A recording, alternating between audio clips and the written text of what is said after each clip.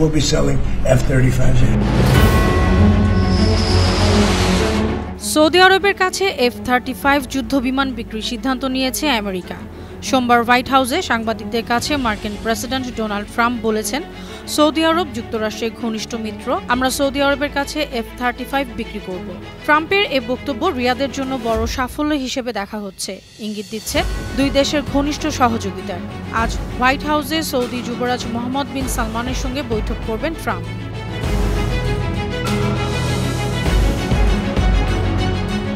F-35 বিক্রির আলোচনা এমন সময় সামনে এসেছে যখন ট্রাম্প প্রশাসন সৌদি আরবকে ইসরায়েলের সঙ্গে আনুষ্ঠানিক সম্পর্ক স্থাপনে উৎসাহিত করছে। তবে সৌদি কর্মকর্তারা এখনও আরব পিস ইনিশিয়েটিভের প্রতি অটল থাকার কথা বলেছেন, যেখানে ইসরায়েলকে রাষ্ট্র হিসেবে স্বীকৃতি দেওয়ার শর্ত হিসেবে একটি টেকসই ফিলিস্তিনের রাষ্ট্র প্রতিষ্ঠার কথা বলা আছে। F-35 বিক্রির চুক্তিটি যুক্তরাষ্ট্রের দীর্ঘদিনের একটি গুরুত্বপূর্ণ নীতিকে প্রশ্নের মুখে ফেলেছে। ওই নীতি অনুযায়ী মধ্যপ্রাচ্যে ইসরায়েল যেন অন্য সব দেশের চেয়ে সামরিকভাবে এগিয়ে থাকে, এটা নিশ্চিত করার দায়িত্ব আমেরিকার। 1968 সালে লিন্ডন জনসনের সময় শুরু হওয়া এই নীতি রোনাল্ড রিগানের আমলে আনুষ্ঠানিকভাবে স্বীকৃতি পায়। 4 দশকেরও বেশি সময় ধরে মধ্যপ্রাচ্য মার্কিন অস্ত্র বিক্রি এই নীতির উপর ভিত্তি করেই পরিচালিত হচ্ছে।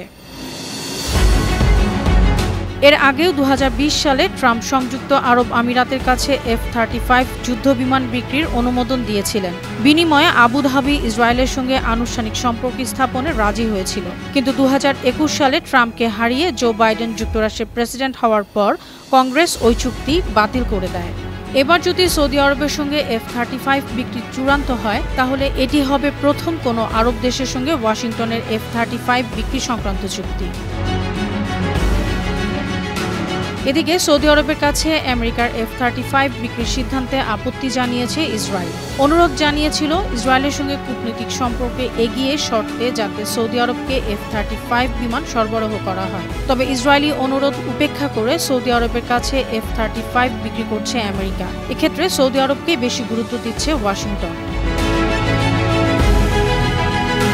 অনন্যা চৈতি, আন্তর্জাতিক ডেস্ক, বানু টিভি।